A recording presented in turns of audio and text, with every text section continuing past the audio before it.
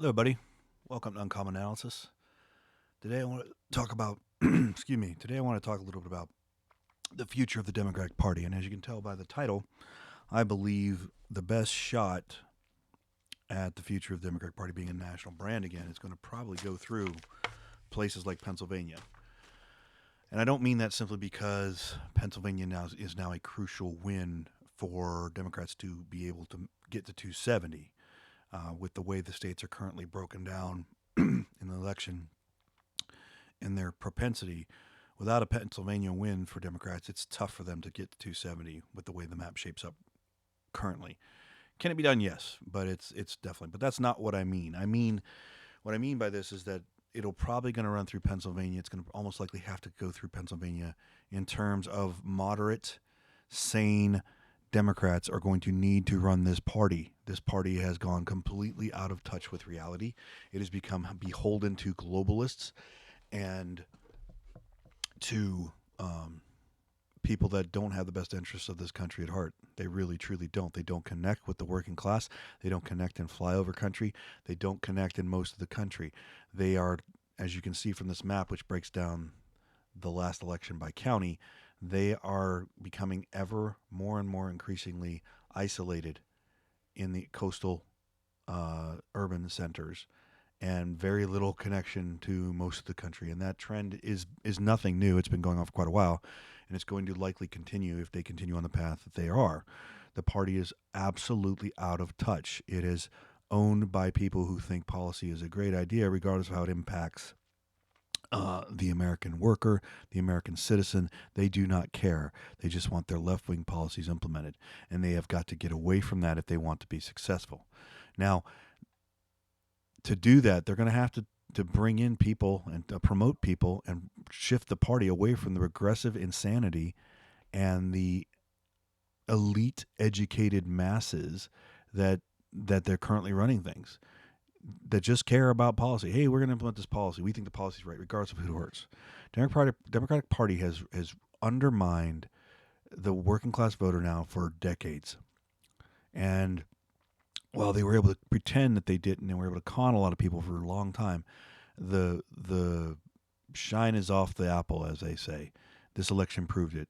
Republicans are starting to eat their lunch and taking that complete base away from them, or they're just undermining them in that entire area, and going to continue to, as long as they continue to listen to people who tell them things like environmentalism over all is, and that abortion is going to win them elections, and all this other crazy stuff that they're just part of, like identity politics and transgenderism, and all this is going to be a winning formula for them. It's not. It's not going to be a long-term winning formula for them. It's never going to be a winning formula for them. Um, you don't have to look far. Like, this is the overall map by county, and as you can see, look. Now I know these blue counties are very populous, great, but running up the score in California and running up the score in New York City and running up the score in the upper New England states doesn't win you a national election. It doesn't win you the presidency. We have the Electoral College. We have it for a reason, as much as they may hate it. It exists for a reason. It's well documented why it exists, and it's serving its purpose. It serves its purpose so you won't have a couple of populous states just dictating to the rest of the country how it has to behave. And so presidential candidates just pander there and ignore everything else. This was by design, and this is how it's supposed to work. So whining about it ain't going to change it. Um, as you can see, this is the shift. This is the margins in those areas. So as you can see, Democrats, yeah, they run up large margins in a couple of urban centers. There are no red states. There are blue cities and the rest of the country. That's really what this map shows you. And if you want to see the shift in the last election, here you go. This is the shift in the last election. Look at that. Look at that. There are very few places. I'm sorry. There are very few places where you're going to see anything move in blue, right? There's a little bit, but not much. And that's going to continue as long as Democrats continue on the path they are on. So why do I think that the Pennsylvania is going may be the path for the Democrats to become a national party again and have a shot? Well, because Pennsylvania has a couple of folks in it, and it may not be these folks, but people like them are going to have to get a voice in the party and going to have to become dominant in the party if this party ever wants to be a nationally viable party again. They cannot keep listening to the AOCs of the world, to the squad, They cannot continue to have those people being the faces that are out there and being seen by people and spouting off the insanity they spout if they wish to win. And the two people I'm talking about in particular are John Fetterman, right? He's much more sane. He is a Democrat, but he's not in this wackadoo far left crazy. He has a brain in his head. He does understand, and he comes from Pennsylvania. He wasn't originally here, but he's been here a long time. He understands how they think. He understands they're not going to win on the path that they continue on. This is a voice of sanity, one of the voices of sanity of the party. Another one that's a good is Josh Shapiro, our current governor of Pennsylvania.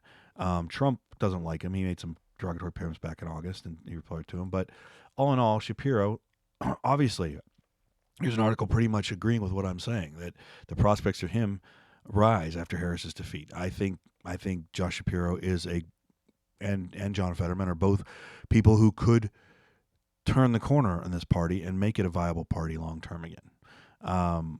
Do I agree with them on policy? Not a lot. No, I don't. I'm a conservative. I'll openly admit it. But I understand that they have a chance of connecting with voters in places where Democrats have to win far better than a San Francisco liberal trying to pretend she's a moderate voter or a dementia puppet from Connecticut who just doesn't even know where the world is, doesn't even know what day of the week it is. Now, as you may recall, Shapiro was at one point a VP candidate or a prospective VP candidate for Harris.